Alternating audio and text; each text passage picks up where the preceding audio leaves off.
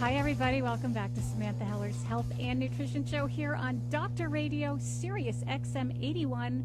We are in the heart of the NYU Langone Medical Center in New York City. I hope you're having a great week. Thank you so much for tuning in. And remember, if you like a show or you've missed a segment that you want to hear, or you want a family member to hear some of the great stuff that happens here on Dr. Radio, you can check us out on demand. Go to SiriusXM.com online and look for On Demand, and you can listen to many of our shows here on Dr. Radio and share that information with your friends and family. Because, you know, our goal here at Dr. Radio is to help you be your healthiest. So welcome. Right now, I have Dr. Rebecca Reeves on the line. She is a registered dietitian, a past president of the American Dietetic Association. She is involved in research, clinical trials in nutrition and behavior medicine at Baylor College of Medicine.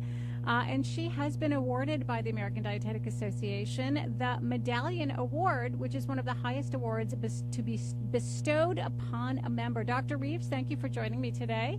Well, thank you for inviting me. How are you?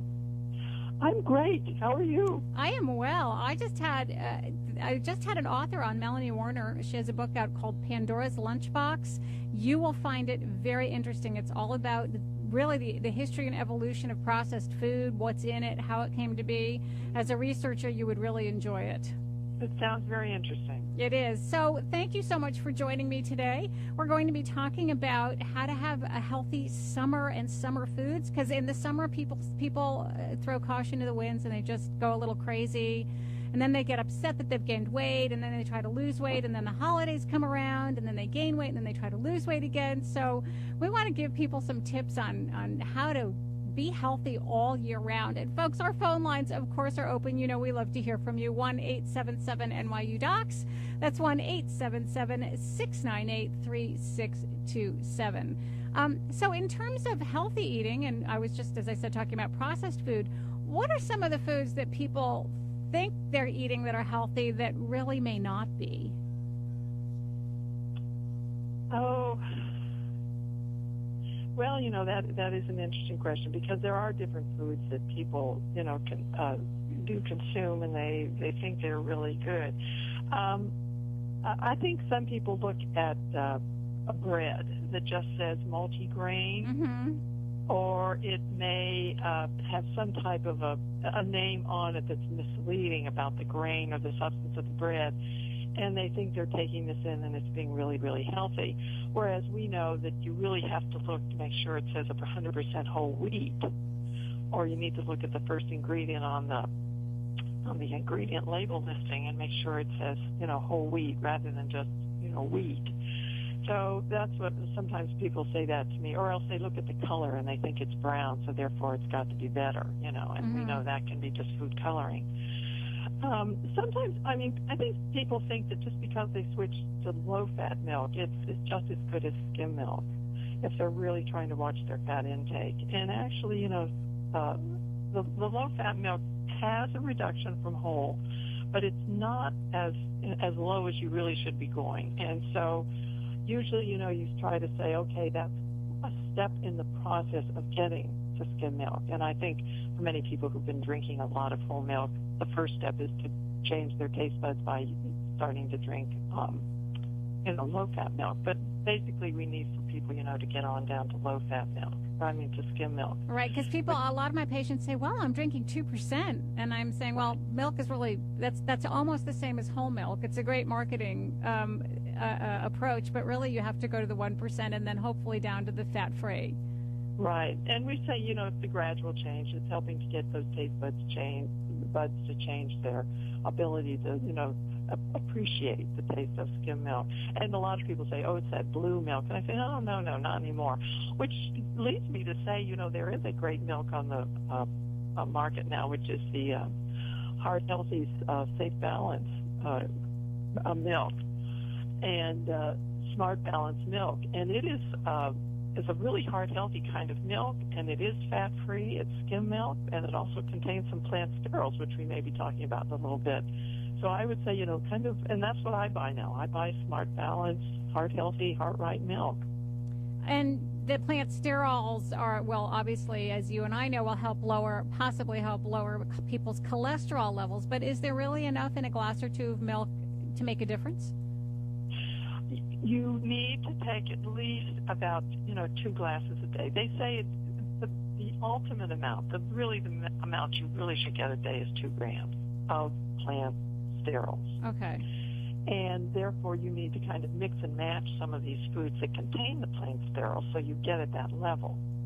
So you're correct. 1 glass is not going to, be a sufficient amount. Mm-hmm. So you try to, combine those foods which have them. And again, one of the other products is Minute Maid Heartwise orange juice, Mm-hmm. and it is almost sold across the country. And 1 8-ounce glass of it has actually 1 gram. So if you had a glass of that each day, and then you drank your couple glasses of milk each day, you just to be about at that level that you need. And then, of course, there is a dietary supplement which contains plant sterols, and it's called Cholesterol. And so if you just truly wanted to get it in a pill, you could go buy it there. But we, of course, would recommend that you use it through food, since we think foods are, you need to just improve your overall intake of good, healthy foods. Right. So while plant sterols may actually help people with high cholesterol, there's really many other dietary changes they can make to help lower that cholesterol, even if they have perhaps a genetic tendency towards high cholesterol. Certainly women going through menopause, my patients will say, oh, everything was great. I went through menopause. My cholesterol started to go through the ceiling. What are some of the dietary changes that we can make that can help us lower our cholesterol? Well, of course, I would start with food, and you always start with, the lifestyle changes.